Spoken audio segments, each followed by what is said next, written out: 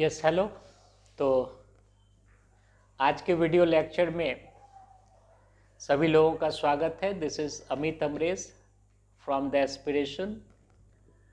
और जो जीडीपी वाला जो हम लोगों का लेक्चर का सीरीज ये चल रहा था, उसके ये यानी कि ये थंबनेल में मैं ये नंबरिंग भी मैं कर दूंगा। तो उस सीरीज का ये यानी कि ये तीसरा वीडियो ये है। तो लास्ट वीडियो में हम लोगों ने इस चीज को स्टार्ट किया था कि अगर ये जीडीपी या नेशनल इनकम का ये कोई भी एग्रीगेट है, कोई भी, यानी कि आपको जीडीपी ये कैलकुलेट करना हो या एनडीपी कैलकुलेट करना हो या आपको ये जीएनपी कैलकुलेट करना हो या फैक्टर कॉस्ट पे करना हो या मार्केट प्राइस पे करना हो, तो उनको ये कैलकुलेट करने की ये विधियां कौन कौन सी होती है, उनके ये मेथड्स क्या क्या है। तो इसमें अब हम लोग देखेंगे कि नेशनल इनकम को, देखिए यहां ये कंफ्यूज मत होइएगा। जैसे कि मैं कभी बोल रहा हूं नेशनल इनकम और मैं कभी बोल रहा हूं डोमेस्टिक इनकम, तो बात उसकी नहीं है। नेशनल इनकम बोलूं या डोमेस्टिक इनकम बोलूं, ये एग्रीगेट इनकम की ही बात हो रही है। एग्रीगेट इनकम का ये अर्थ हुआ कि एक देश के लेवल पे जो समग्र रूप से उस देश की जो आय जनरेट हो रही है, तो उसी को ये यानी कि एक कॉमन सेंस में हम लोग ये नेशनल इनकम बोलते हैं। तो नेशनल इनकम या उसी को हम लोग यानी कि एग्रीगेट इनकम भी बोलेंगे। तो नेशनल इनकम या एग्रीगेट इनकम को और उसी को ये यानी कि डिनोट करने वाले जो हमने ये लास्ट वीडियो में बताया था कि वो 8 ये पैरामीटर्स होते हैं। तो अगर उसको ये कैलकुलेट करना हो तो उसकी ये विधि क्या है, उसका मेथड क्या है, इसके बारे में अब हम लोग ये देखने जा रहे हैं। तो आप देखिए बड़ा इंटरेस्टिंग है। हालांकि इससे रिलेटेड और भी ये बहुत ज़्यादा ये कॉन्सेप्चुअल जानकारी, क्योंकि ये बेसिकली जो डिस्कशन है वो जीडीपी से रिलेटेड वो डिस्कशन है, इसीलिए इस डिस्कशन की अपनी कुछ ये सीमा है, जिसके के कारण मैं अपने यानी कि डिस्कशन को ये सीमित थोड़ा रख रहा हूं। तो आप समझिए कि एग्रीगेट इनकम को निकालने की मुख्य रूप से 3 विधियां होती हैं। और ये जो आपको ये 3 जो विधियां हैं या जो ये 3 मेथड्स हैं, ये सर्कुलर फ्लो ऑफ इनकम पे आधारित है। अब सर्कुलर फ्लो ऑफ इनकम क्या होता है? हरि अनंत हरि कथा अनंता। आप जैसे जैसे ये ज्ञान के सागर में घुसते चले जाइएगा, वैसे वैसे ये नई नई जानकारियां ये सामने आती रहेंगी। आदमी को उस ये ज्ञान की बारिश में ये भींगना होता है, तब जाकर के मनुष्य को संतुष्टि की प्राप्ति होती है। तो खैर, सर्कुलर फ्लो ऑफ इनकम जो है, ये मैं आपको नेशनल इनकम का एक अलग से ये चैप्टर और ये लेक्चर्स बनेंगे, उसमें मैं आपको डिटेल्ड वे में बताऊंगा। वो एक क्या मॉडल है, लेकिन फिर भी इस स्टेज पे आप केवल इतना समझिए कि सर्कुलर फ्लो ऑफ इनकम का जो मॉडल है, उसके आधार पे नेशनल इनकम को कैलकुलेट करने की, अब नेशनल इनकम या डोमेस्टिक इनकम, इसको अगर और अप्रोप्रिएटली बोला जाए तो किसी भी देश का जो एग्रीगेट इनकम होता है, उसको ये कैलकुलेट करने की मुख्य रूप से 3 विधियां होती हैं। एक को हम लोग बोलते हैं value added method, value added method.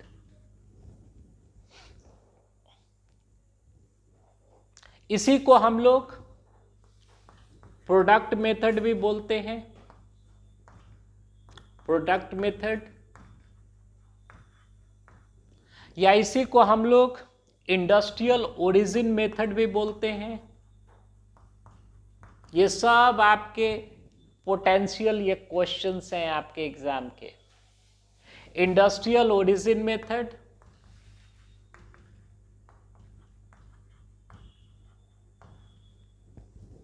Value added method को ही इंडस्ट्रियल ओरिजिन मेथड बोलते हैं, या इसी को हम लोग नेट आउटपुट मेथड भी बोलते हैं।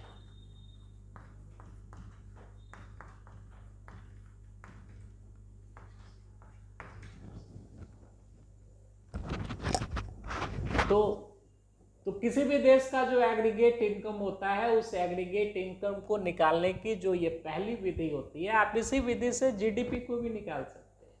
जीडीपी ये मार्केट प्राइस पे निकल जाएगा,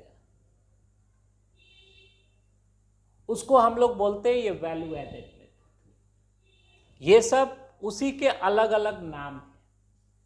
वैल्यू एडेड मेथड को ही ये प्रोडक्ट मेथड या इंडस्ट्रियल ओरिजिन मेथड या नेट आउटपुट मेथड ये बोला जाता है। अब थोड़ा यहाँ ये जगह की ये कमी है, तो इसको मैं मिटाऊंगा। आपको फिर से देखना हो तो ये वीडियो को पीछे करके स्क्रीनशॉट ले लेंगे। दूसरा जो आपको मेथड है, इसको हम लोग बोलते हैं income method.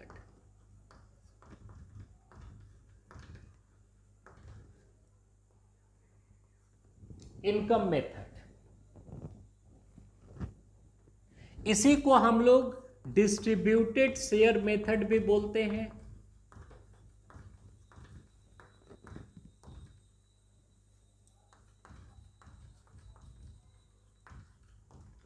Distributed share method बोलते हैं या फैक्टर पेमेंट मेथड बोलते हैं। Factor payment method.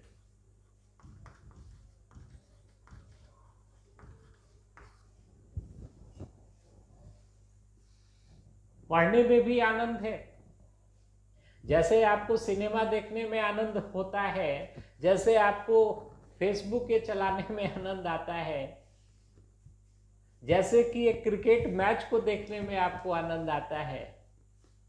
और हमारे एक स्टूडेंट है, स्टूडेंट कम ये मित्र भी हैं, हमारे इनपुट और फीडबैक टीम में है, उनको यानी कि आलू भात खाने में बहुत ही आनंद आता है। तो जैसे कि खाने में या इंटरटेनमेंट में जैसे आनंद है, वैसे ही पढ़ने और पढ़ाने में भी आनंद है। लेकिन उस आनंद का स्रोत तक, उस आनंद के स्रोत तक ये पहुंचने के लिए आपको थोड़ा यानी ज़्यादा नहीं, थोड़ा यहाँ का जो वॉल्यूम है, यहाँ का मतलब मैं बुद्धि की बात नहीं कर रहा हूँ, मन का जो वॉल्यूम है, मन, बुद्धि और मन में अंतर होता है। मन का जो वॉल्यूम है उसको थोड़ा सा ये कम करना होगा। और आप जानते हैं, अगर किसी चीज से ये प्रेम किया जाए तो ये प्रेम मन या बुद्धि का विषय नहीं होता है, प्रेम हृदय की चीज है। तो जब यहां के वॉल्यूम को ये कम कीजिएगा तो आपके अंदर, आपके हृदय के अंदर जिस चीज को आप लाइक करते हैं, उससे प्रेम करने की इच्छा, जो कि पहले से ही मौजूद थी, लेकिन ये मन के प्रभाव में आकर के वो सप्रेस्ड हो गई थी, वो अपने आप वो प्रस्फुटित होगी और इन चीजों से आपका ये प्रेम ये डेवलप होते चला जाएगा। It's a matter of only right knowledge, patience, perseverance, and of course a little bit of discipline.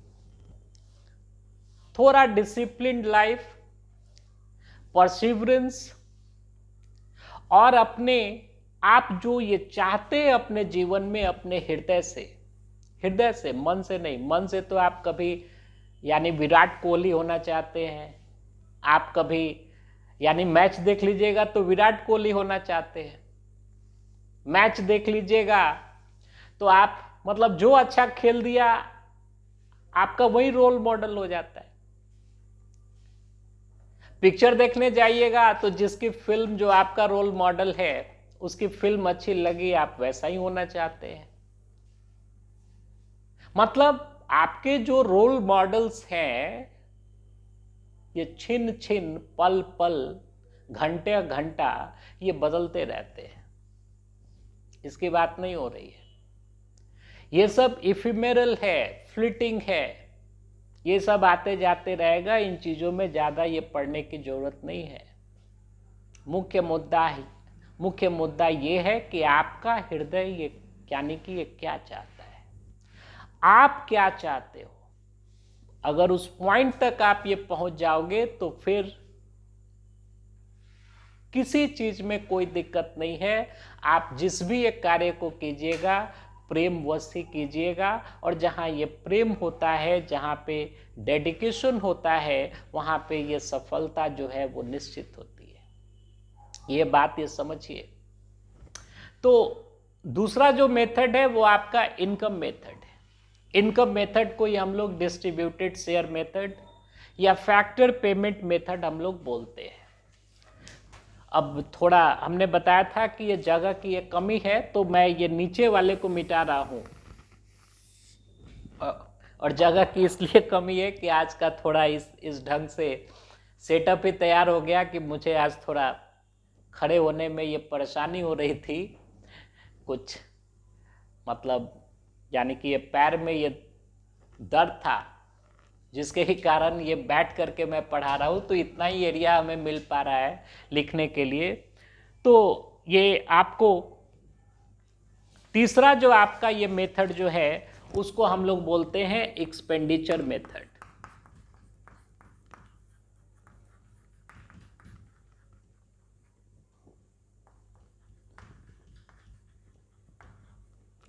Expenditure method, इसी को हम लोग ये कंजम्पशन एंड इन्वेस्टमेंट मेथड भी बोलते हैं। सब याद रखिएगा, कंजम्पशन एंड इन्वेस्टमेंट मेथड, इसको याद रखिएगा। या इसी को हम लोग इनकम डिस्पोजल मेथड भी बोलते हैं। Income disposal method.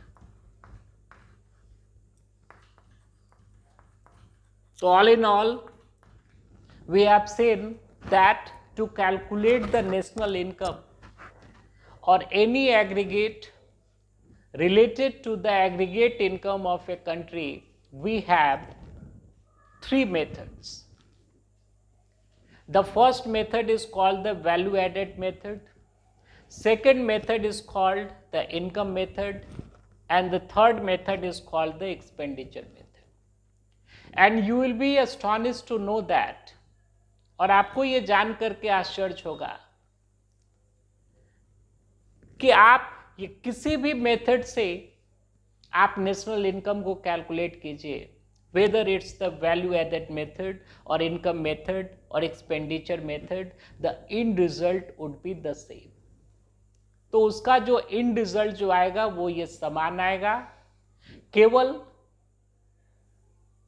तीन अलग अलग ये नजरिया है, तीन अलग अलग ये तरीका है, तीन अलग अलग ये नजरियों पे आधारित, पर्सपेक्टिव पे आधारित ये तीन अलग अलग ये तरीके हैं नेशनल इनकम को एस्टिमेट करने के या डोमेस्टिक इनकम को एस्टिमेट करने के, उसको निकालने के।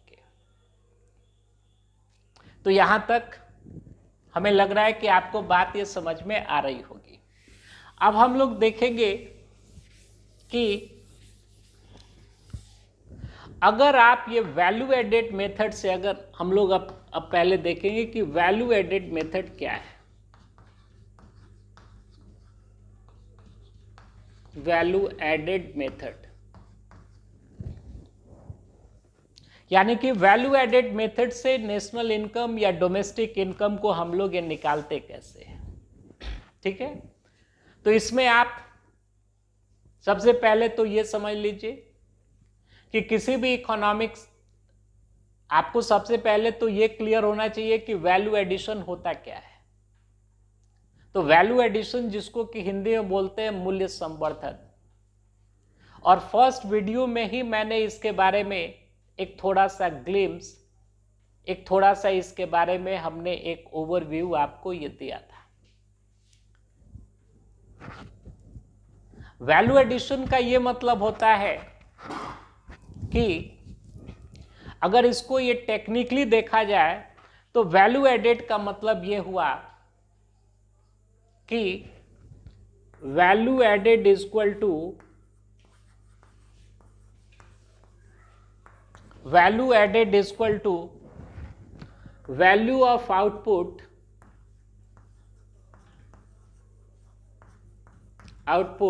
Minus intermediate consumption.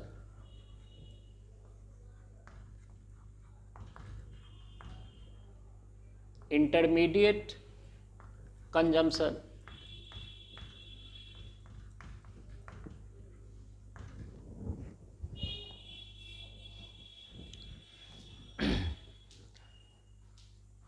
देखिएगा ये सब ये समझना जरूरी है, फॉर्मूलाज को भी ये ध्यान में रखिएगा, और जो भी यहाँ पे पढ़ाई हो रही है इसको ये प्रॉपर ये बैकिंग की जरूरत है। नेक्स्ट वीडियो में मैं आपको कुछ बुक्स के भी नाम आपको बता दूंगा जिसको कि आप ये देखेंगे। कोशिश हमारी ये चल रही है कि कुछ दिनों के बाद से ये जैसे जैसे ये क्लास हो रहा है उससे रिलेटेड जो नोट्स हैं वो नोट्स भी आपको उपलब्ध करवाए जाएं ये PDF के फॉर्म में। चूँकि ये बहुत ही इनिशियल हम लोगों का यानी कि टाइम है, तो थोड़ी ये लॉजिस्टिकल समस्याएं अभी ये बनी हुई हैं और थोड़ा ये समय का भी अभाव है, लेकिन ये सब सारी चीजें होंगी। तो वैल्यू एडिशन का ये मतलब होता है कि value of output minus intermediate consumption. अब इसको हम लोग एक एग्जाम्पल से हम लोग देखेंगे कि वैल्यू एडिशन का मतलब क्या होता है। इसका यह मतलब है कि इकोनॉमी के अंदर इकोनॉमी के जो डिफरेंट सेक्टर्स हैं, तो इकोनॉमी के डिफरेंट सेक्टर्स ये कौन कौन से हैं? आपको ये प्राइमरी सेक्टर है यानी कि एग्रीकल्चर सेक्टर है, सेकेंडरी सेक्टर है यानी कि इंडस्ट्रियल सेक्टर है या उसी को मैन्युफैक्चरिंग सेक्टर भी बोलते हैं, और टर्शियरी सेक्टर है जिसको कि हम लोग यानी कि ये सर्विस सेक्टर भी बोलते हैं।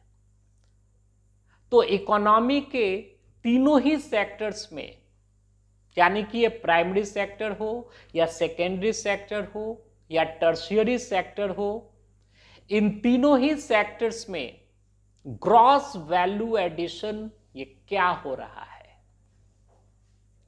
उसका सम टोटल अगर निकाल लिया जाए, ग्रॉस वैल्यू एडिशन कितना हो रहा है अगर इसको निकाल लिया जाए तो GDP MP निकल जाता है। यानी कि ये gross domestic product market price पे, इसका यही मतलब हुआ कि इकोनॉमी के तीनों ही सेक्टर्स में यानी कि एग्रीकल्चर सेक्टर में, इंडस्ट्रियल सेक्टर में और टर्शियरी सेक्टर में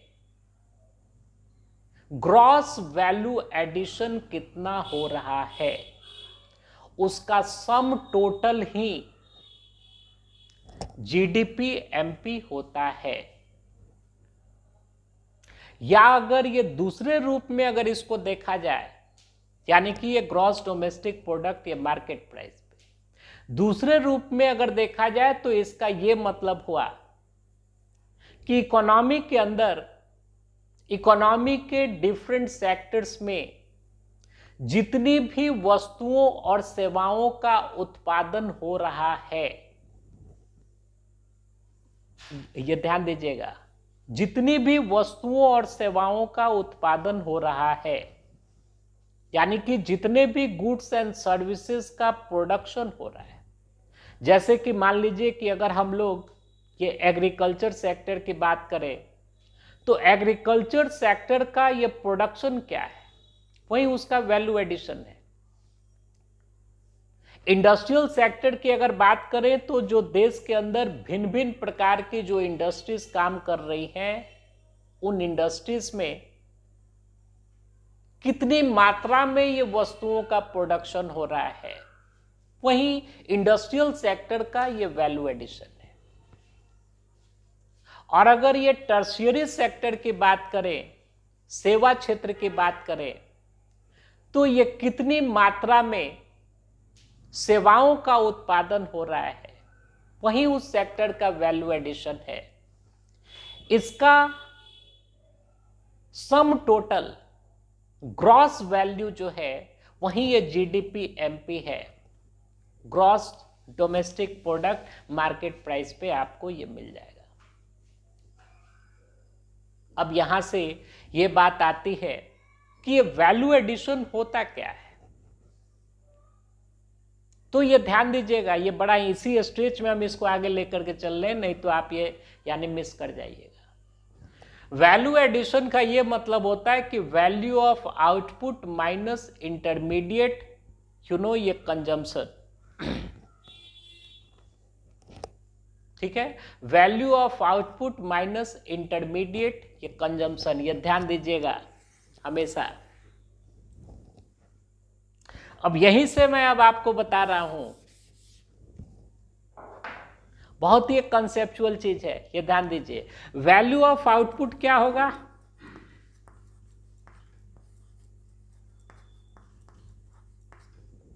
वैल्यू ऑफ आउटपुट हो गया ये सेल्स के बराबर। और ये कब होगा?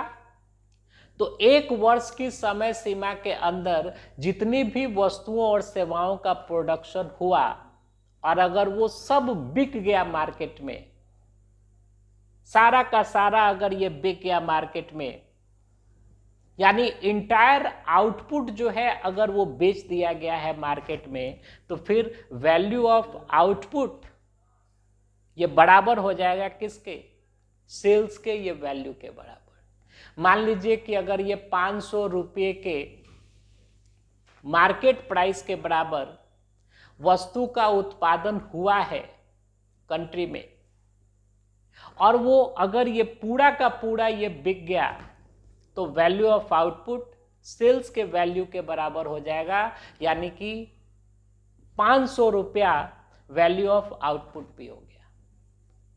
लेकिन अगर पूरा का पूरा सामान अगर ये नहीं बिका, यानी कि अगर इंटायर आउटपुट जो है अगर वो सेल नहीं हुआ है उस अकाउंटिंग ईयर में, तो वैसी स्थिति में वैल्यू ऑफ आउटपुट जो है ये बराबर हो जाएगा किसके? Sales plus change in stock. Sales plus change in stock. और चेंज इन स्टॉक का ये मतलब होगा कि ये closing stock minus opening stock, यानी कि वो जो भी अकाउंटिंग ईयर है उस अकाउंटिंग ईयर में लास्ट में, यानी कि जब अकाउंट ये क्लोज हो रहा हो उस समय ये कितना माल बचा हुआ है, उसका वैल्यू कितना है, यानी कि मार्केट वैल्यू कितना है। और जब उस अकाउंटिंग ईयर की शुरुआत हुई थी उस टाइम में, जिसको ओपनिंग स्टॉक बोलते हैं, उस टाइम का मार्केट वैल्यू ये क्या था, यानी कि जो भी स्टॉक में सामानें मौजूद थी उनका मार्केट वैल्यू क्या था। तो क्लोजिंग स्टॉक में से ओपनिंग स्टॉक के अगर ये वैल्यू को घटा दीजिएगा तो उसी को बोलते हैं ये चेंज इन स्टॉक। यानी कि अगर पूरा का पूरा आउटपुट जो है, यानी कि जितने वस्तुओं का प्रोडक्शन किया गया, अगर उस साल के अंदर अगर वो नहीं पूरा का पूरा अगर नहीं बिका है, तो वैल्यू ऑफ आउटपुट का मतलब हो जाता है कि sales plus change in stock. और अगर पूरा का पूरा आउटपुट अगर ये बिक गया है, तो वैसे स्थिति में value of output equal to क्या हो जाएगा? ये सेल्स के वैल्यू के बराबर हो जाएगा। ये आप समझ रहे हैं, इसका मतलब समझ रहे हैं। अब बोला जा रहा है इंटरमीडिएट कंजम्पशन।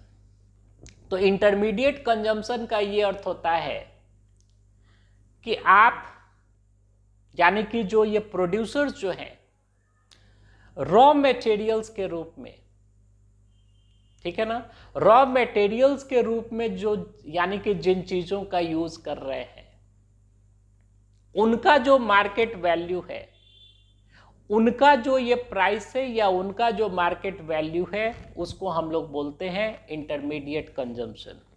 ठीक है ना। यानी कि इसको अगर ये टेक्निकली देखा जाए तो इसका ये मतलब हुआ, ये ध्यान दीजिएगा, टेक्निकली इसका ये मतलब हुआ कि हम लोग जानते हैं कि ये प्रोडक्शन के काम में किसी भी वस्तु का ये प्रोडक्शन अगर हो रहा हो तो उसमें फैक्टर्स ऑफ ये प्रोडक्शन क्या क्या है। फैक्टर्स ऑफ ये प्रोडक्शन, यहां से भी एक क्वेश्चन पूछता है। फैक्टर्स ऑफ ये प्रोडक्शन का ये अर्थ हुआ कि प्रोडक्शन के काम में इसेंशियली इन चीजों का यूज होता ही होता है, ये बेसिक इनपुट्स हैं। और इकोनॉमिक्स में इनको माना जाता है कि ये चार हैं: लैंड, लेबर, कैपिटल और एंटरप्रेन्योरशिप।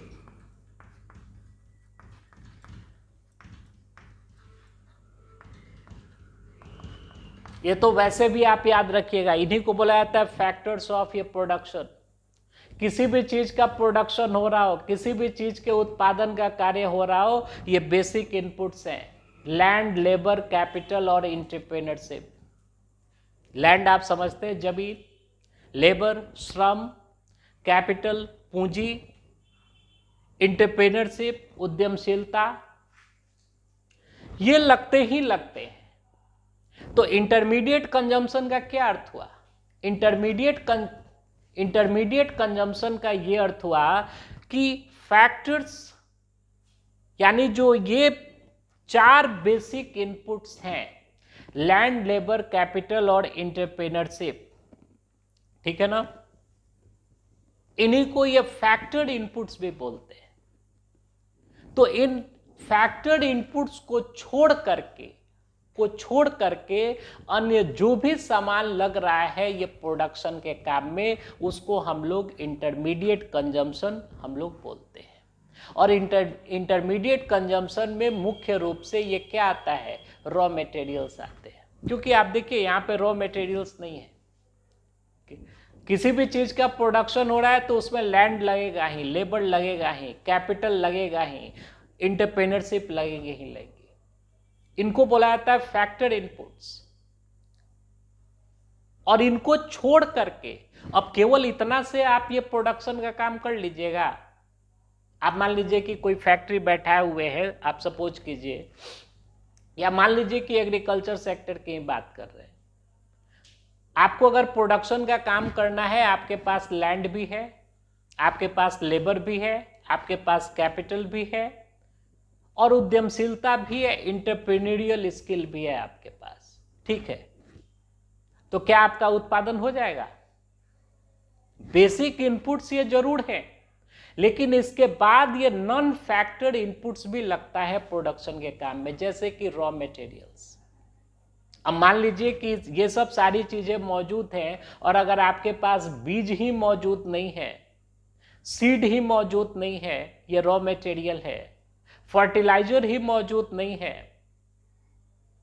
तो आप कैसे उत्पादन का कार्य कीजिएगा? तो इन चारों को छोड़ करके अन्य जो नॉन फैक्टर इनपुट्स होते हैं, जिनका कि उत्पादन में इस्तेमाल किया जाता है, यानी कि प्रोडक्शन के काम में जिनका इस्तेमाल किया जाता है, उसी को हम लोग इंटरमीडिएट कंजम्पशन बोलते हैं। तो वैल्यू एडिशन का अपना एक स्पेशल मतलब है, और ये वैल्यू एडिशन का यही मतलब है, value added equal to value of output minus intermediate consumption. अब आप देखिए, बस थोड़ा सा टाइम और लेंगे। आप देखिए, इसको मैं एक एग्जांपल से समझा दे रहा हूं कि वैल्यू एडिशन होता क्या है। वैल्यू एडिशन को ही नेशनल इनकम के एस्टिमेशन में ये यानी कि ये जोड़ा जाता है, ये ग्रॉस वैल्यू एडिशन को। वैल्यू एडिशन होता क्या है? जैसे मान लीजिए कि आप देखिए, कोई किसान है, कोई फार्मर है, ठीक है, और उस किसान ने, आप सपोज कीजिए ये यहां लिखते हैं फार्मर, एक तरफ हम लिखते हैं वैल्यू ऑफ आउटपुट,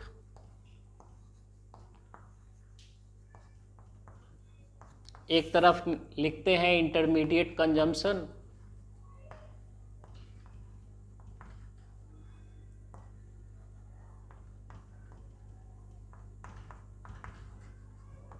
और एक तरफ लिखते हैं वैल्यू एडिशन। ध्यान दीजिएगा, यहीं से आपको ये सारी बातें समझ में आ जाएंगी।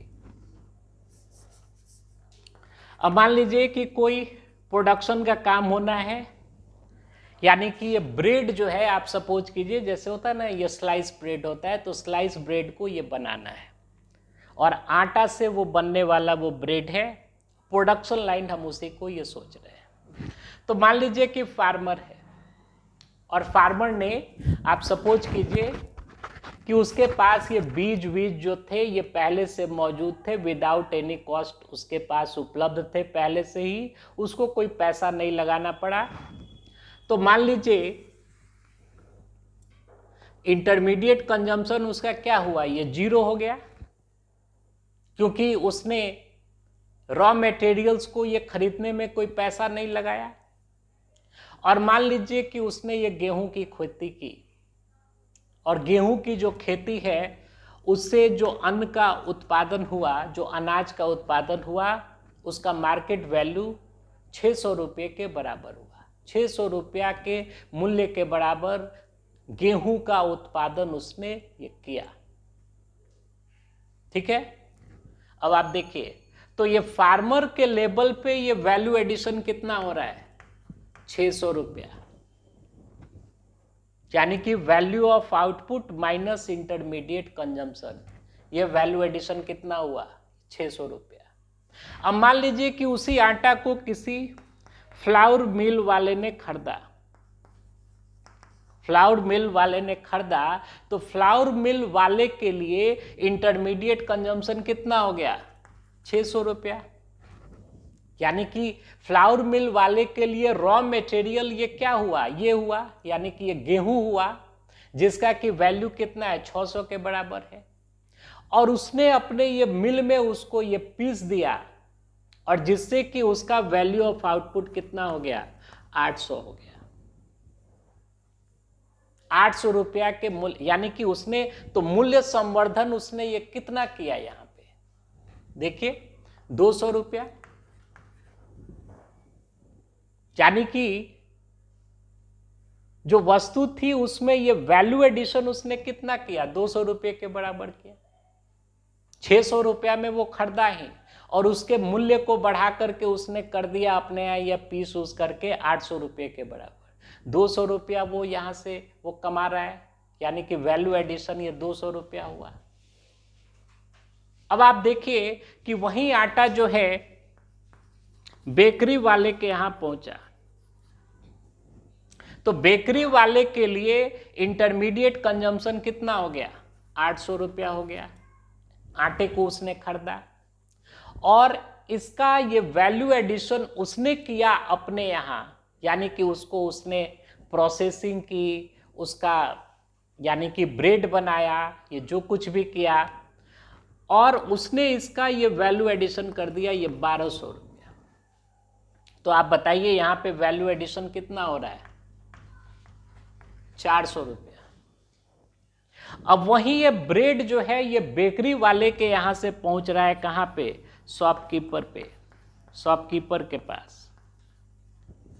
शॉपकीपर के पास पहुंचा तो शॉपकीपर ने उस ब्रेड को खरीदा बेकरी वाले से ये कितना में, 1200 रुपया में।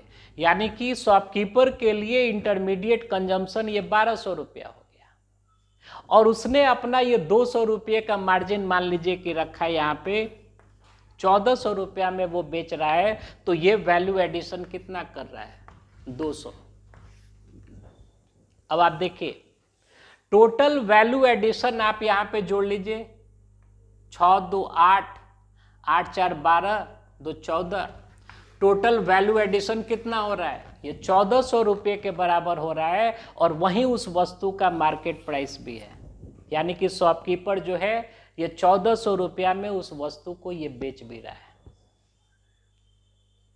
अब आप समझिए, अब अगर नेशनल इनकम के एस्टिमेशन में, इसमें अगर इनकम के एस्टिमेशन में आप 600 प्लस 800 प्लस 1200 प्लस ये 1400 कर दीजिएगा, सारे वैल्यू ऑफ आउटपुट को जोड़ दीजिएगा, तो मालूम चलेगा कि इनकम का एस्टिमेशन जो है मल्टीपल टाइम हो गया। उतनी कमाई तो हो ही नहीं वहां पे। वैल्यू एडिशन जो है वो हो रहा है मात्र ये 1400 रुपये का, और वहीं उस वस्तु का अंतिम रूप से ये प्राइस भी है। देख लीजिए, यहीं ये प्राइस भी है। जितना वैल्यू एडिशन हो रहा है वहीं उस वस्तु का ये प्राइस भी है।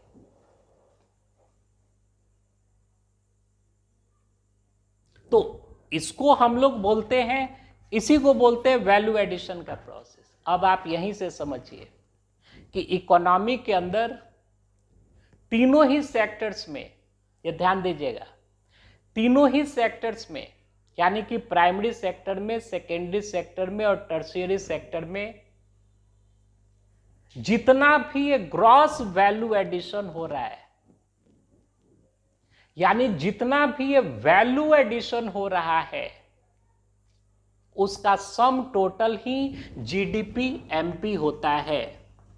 अगर उसका सम टोटल आप निकाल लीजिएगा तो यानी कि gross domestic product market price पे आपको ये मिल जाएगा। अब इसका अर्थ क्या हुआ?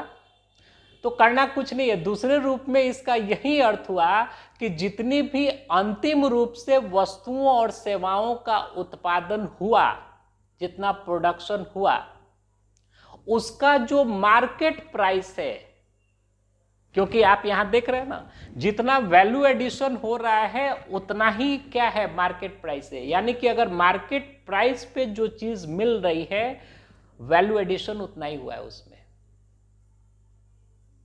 तो जितनी भी वस्तुओं और सेवाएं हैं, उनका जो मार्केट प्राइस है, अगर उनको आप ऐड कर लीजिएगा, और वहीं हम लोग इससे पहले देख रहे थे, अगर जितने वस्तुओं का उत्पादन हुआ है, अगर वो सारा का सारा, अगर वो एक साल के अंदर अगर वो बिक गया है, तो वैल्यू ऑफ आउटपुट जो है, ठीक है ना, यानी कि टोटल ये वैल्यू एडिशन जो है, ये यानी वैल्यू ऑफ आउटपुट जो है, ये सेल्स के बराबर हो जाएगा। तो जो मार्केट वैल्यू होगा वो उन वस्तुओं और सेवाओं